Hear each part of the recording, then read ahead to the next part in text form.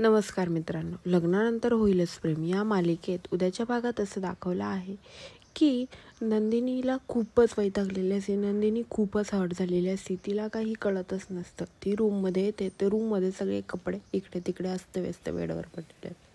तेव्हा नंदिनी म्हणते की मीच एका साईडनं किती सावरायचा प्रयत्न करू, त्याच्यापेक्षा हे विस्कटलेलंच बरं. असं बोलून ती विस्कटलेली कपडे अजून विस्कटते आणि सगळे इकडे तिकडे फेकून देते आणि खूप रडते. कारण की तिला जीवाच्या वागण्याचा खूप त्रास होत असतो. तिला कळतच नसते तिला काय होत आहे ते. त्यामुळं ती राग कसा काढायचा, तर ती कपड्यांवर राग काढते आणि कपडे सगळे अस्तव्यस्त करते आणि इकडे तिकडे फेकून देते आणि खूप जोरजोरात ती रडत असते. कारण की तिला काहीही कळतच नसतं.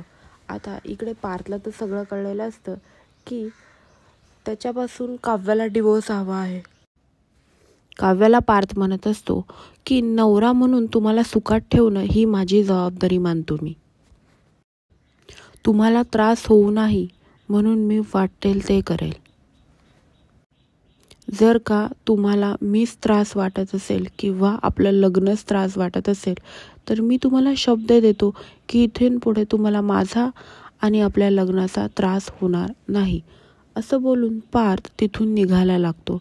आता काव्याला काही कळतच नसतं की आता काय करायचं, डिवोर्स घ्यायचा का नाही घ्यायचा. आणि पार्थने तर आता ठरवलेलं असतं की काव्याला ह्या नात्यातनं वेगळं व्हायचं आहे ना, तर मीही काही बोलणार नाही.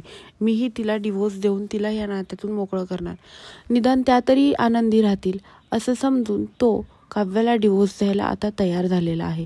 आता काव्या खरंच डिवोर्स घेईल का आणि पार्थी खरंच डिवोर्स देईल का, हे पाहण्यासाठी विसरू नका लग्नानंतर होईलच प्रेम आणि आपल्या चॅनलला सबस्क्राईब करा.